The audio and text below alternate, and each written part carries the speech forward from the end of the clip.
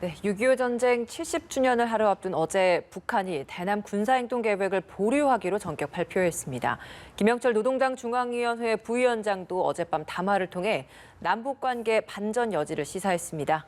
네, 북한의 태도 변화로 다시 한번 반전의 기회로 맞은 상황에서 오늘 문 대통령의 대북 메시지가 주목되고 있습니다. 관련 내용들 정한범 국방대학교 교수와 함께 이야기 나눠보겠습니다. 어서 오세요. 네, 안녕하십니까? 네, 오늘 6.25 전쟁 발발 70주년 되는 날입니다. 그렇습니다. 하루 전에 김정은 국무위원장이 군사행동 계획은 보류하겠다라는 이야기를 하면서 일단 긴장 수위는 좀 낮아진 것 같습니다. 하지만 보류라는 표현이기 때문에 언젠가는 또 도발을 할 수 있는 가능성이 언제든 좀 남아있는 상황 아니겠습니까? 네. 70주년 이 기점으로 해서 추가적인 도발 가능성 지금 당장은 또 괜찮다라고 좀 봐도 괜찮겠습니까? 예, 사실 이게 다른 날도 아니고 이제 6.25 기념일이기 때문에 예. 사실은 최근의 상황과 관련해서 좀 불안한 요소들이 많이 있었죠. 그런데 마침 그래도 이제 다행스럽게 어제 김정은 위원장이 이제 보류를 전격적으로 이제 지시를 함으로 인해서 좀 긴장이 많이 완화된 측면이 있고요. 제가 보기에는 지금 상황에서 다시 북한이 좀 강경한 정책으로 돌아가지는 않지 않을까 이런 조심스럽게 좀 낙관을 해봅니다. 물론 그러나 이제 가능성이 전혀 없다는 것은 아니고요. 네. 현재 우리의 전략 자산이나 이제 감시 체계 같은 것들을 봐서도 사실 북한이 쉽게 이렇게 도발을 하기는 쉽지 않을 거고요. 아마도 뭐 제1격 정도의 뭐 기습 정도는 가능하겠지만 그 이후의 상황은 북한이 감당할 수 없는 그런 처지라고 이렇게 생각하면 될 것 같습니다. 예.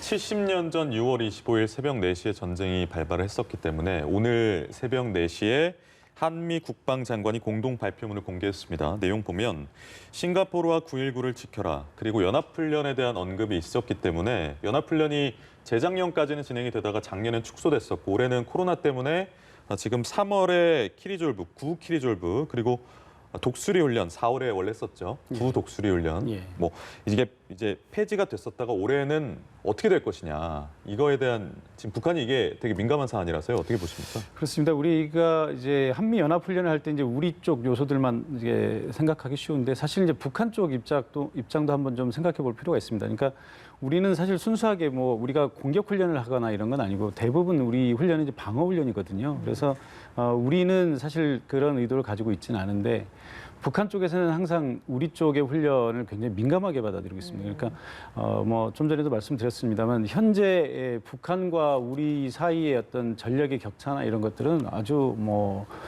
비교하기가 좀 어려울 정도로 예. 큰 차이가 있습니다. 그러니까 우리 쪽에서 뭔가 액션을 취한다 그러면 북한 쪽에서는 굉장히 긴장을 하고요. 그래서 우리 한미 연합 훈련을 북한이 받아들이는 것은 거의 실전처럼 받아들인다고 이렇게 얘기를 합니다. 그래서 우리 훈련에 대해서 이제 민감하게 반응을 하는 거고요. 우리가 지금 그 연합 훈련을 해야 되는 이유는 여러 가지가 있습니다. 물론 이제 우리가 한미 군사 동맹을 맺고 있기 때문에 당연히 일상적으로 좀 해야 되는 부분도 있고요. 예. 또 하나는 지금 전작권 전환과 관련해서 우리가 우리 능력을 검증해야 됩니다. 그러니까 전작권 전환을 과거에는 이제 시기를 못 박아놓고 전작권을 전환 받는다 뭐 이렇게 돼 있었는데 이제 지금 버전은 우리 조건에 기반한 그러니까 우리가 능력이 전작권을 넘겨받을 능력이 되는 것을 확인하고 그게 받기로 돼 있거든요. 네. 이제 작년에 이제 일부 시험을 좀 했었고요. 올해 이제 또 다시 검증을 하면 내년에는 우리가 이제 전작권을 이양받을 수 있는 최종적으로 그런 단계에 지금 갈 수가 있습니다. 그래서 한미 연합훈련은 어떻게든 지금 해야 되는 상황이고요.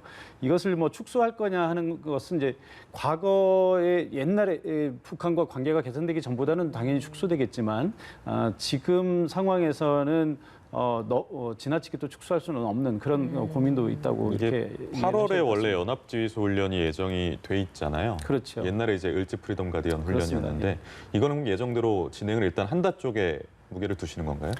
글쎄 뭐 제가 결정권자가 아니기 예, 때문에 그럼, 뭐 지금 예. 얘기할 수는 없습니다만 아마도 우리는 해야 되는 상황으로 이렇게 이해를 하시면 되겠습니다. 그렇지 않으면 지금 전작권을 우리가 돌려받는 데 있어서 어떤 지장이 있을 수 있기 때문에 우리는 일단은 훈련은 좀 해야 되는 상황입니다. 6.25 전쟁 발발 70주년 맞아서 오늘 저녁에 기념식이 있습니다. 그러니까 문재인 대통령도 이 자리에서 메시지를 내놓을 텐데 과연 어떤 내용이 담길까라는 부분입니다. 그러니까 왜냐하면 6.15 공동선언 기념식에서는 대화를 하자라는 제안을 했었지만 그 후로 상황이 굉장히 많이 달라졌거든요. 어떤 내용이 좀 담기겠습니까?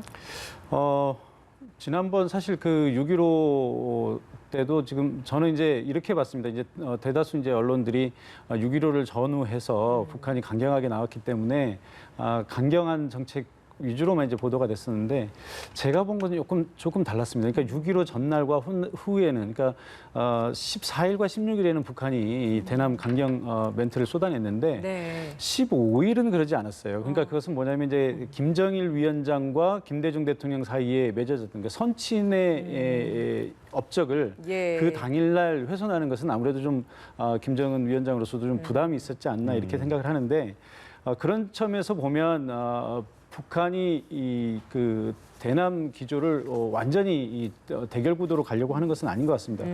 우리 문재인 대통령은 뭐 시종일관 대화를 강조해왔고 현재 네. 우리가 이루는 업적에 대해서 지난번 그 원로들과의 오찬에서도 이게 걱정이 된다. 참 그 실망과 걱정에 대한 이런 표현을 하신 거지. 그렇죠. 우리 대통령의 어떤 입장이 바뀌었다 이런 얘기는 아니었거든요. 예. 아마도 조금 더 진전된 그리고 북한의 어떤 그 태도 변화를 촉구하는 이런 메시지가 나오지 않을까 이렇게 생각을 합니다. 그러면 그 지난번에 김여정 제1부부장의 우리 대통령을 향한 강한 담화 발표 이후에 청와대와 통일부 그리고 국방부에서 연달아 입장 발표를 하지 않았습니까? 근데 그런 입장 발표 이후에 아직까지 청와대에서는 한 번도 입장 표명을 하지 않고 있거든요. 그러니까 이런 것들도 다 어찌 보면 다 좀 계획된 수순이라고 좀 저희가 봐야 되겠습니까? 글쎄 뭐 계획된 수순이라기보다는 우리 청와대가 앞장서서 남북관계 훼손을 뭐 이렇게 주도할 필요도 없고요. 그럴 이유도 없습니다. 그래서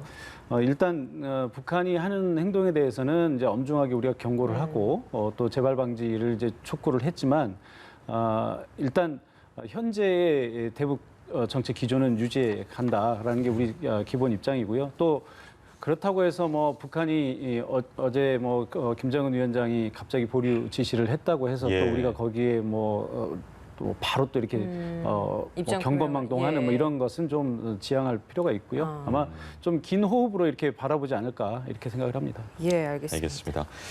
그래도 일단 어제 오전부터 남북 관계에서 가장 중요한 두 글자는 보류가 됐기 때문에 그렇습니다. 이 글자들로 좀 돌아가서 얘기를 해볼게요. 갑자기 보류 결정을 한 것, 이것도 시나리오의 일환이었다라는 분석이 있고 아니면 미국의 전략 자산에 압도가 됐다라는 일부의 그런 분석도 있습니다. 어떤 쪽으로 보십니까? 저는 그 두 가지뿐만 아니라 한 세 가지 정도의 이유가 있다고 봅니다. 그러니까 첫째는 처음부터 김여정이 전면에 나섰다라는 것 자체가 사실 뭐 정말 이 남북 관계를 확 뒤집어 엎고 싶다면 뭐 김정은 위원장 한마디면 끝나는 거거든요. 이제 굳이 그렇게 하지 않았고 또 과거처럼 뭐 그 실무선에서 어떤 그 메시지 이런 거나 아니면 뭐 언론을 통한 뭐 논평이나 이런 방식을 취하지 않고 김정은 부부장 아니 김여정 부부장을 통해서 김여정 부부장의 이름을 통한 거죠. 이름을 빌어서 이렇게 행동을 했다고 하는 것은 굉장히 치밀한 계획이었다 이렇게 생각을 합니다. 그러니까 김정은 위원장의 버금가는 무게감을 가지면서도 동시에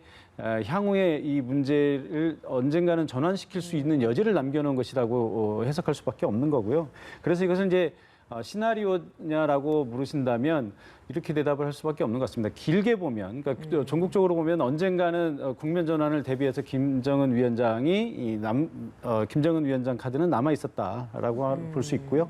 그렇다고 해서 뭐 지금 어제 있었던 보류 지시까지 어떤 날짜별로 이렇게 미리 시나리오를 정해놓고 뭐 그 계획에 따라서 이렇게 나왔. 것은 아니지 않느냐. 그러니까 최근에 그 우리 이도훈 본부장이 평화교섭 본부장이 비건을 만나고 와서 어떤 메시지가 전달됐을 수도 있고요. 또 뭐 잘 아시다시피 볼턴의 어떤 회고록 얘기가 또 북한 내부의 어떤 그 분위기를 변화시켰을 수도 있다 이렇게 생각을 합니다. 근데 그럼에도 불구하고 이제 확성기 설치 이틀 만에 이렇게 또 철거가 됐잖아요. 그러니까 이런 부분은 과연 저희가 뭔가 준비된 시나리오대로 갔다라고 이해를 해야 되는 건가라는 데서는 좀 의문이 생기는 것도 사실이거든요. 글쎄요. 그러니까 뭐 좀 전에도 말씀드렸습니다만 이렇게 뭐 거의 뭐 데이 바이 데이 뭐 이런 그 플랜이 있었다기보다는 아마 상황에 따라서 언제든지 김정은 위원장이 개입해서 문제를 해결할 수는 있다라는 게 이제 기본적인 입장이 아니었나 이렇게 생각을 합니다. 그러니까 예. 확성기 같은 경우도 사실은 북한이 이 확성기를 설치를 한 것은 그만큼 이제 본인들이 화가 났다라고 하는 의지를 표현하고 어떤 그 뭐 경각심을 일으키고자 하는 그런 행동이었다고 보는데요. 사실 뭐 확성기 문제만 하더라도 제가 계속해서 반복해서 말씀을 드립니다만 남과 북이 대결을 하면 결국 그 전력에 있어서는 우리한테 압도될 수밖에 없어요. 네. 확성기 같은 경우도 사실 북한의 확성기의 성능은 우리 것에 미치지 못하거든요. 예. 그래서 과거에도 우리 확성기 때문에 북한이 화가 나서 뭐 이렇게 도발을 하고 이런 적이 있었기 때문에 확성기를 철거하자 이런 것은 아마 처음부터 제가 볼 때는 북한이 좋은 카드는 아니었다 이렇게 생각을 합니다.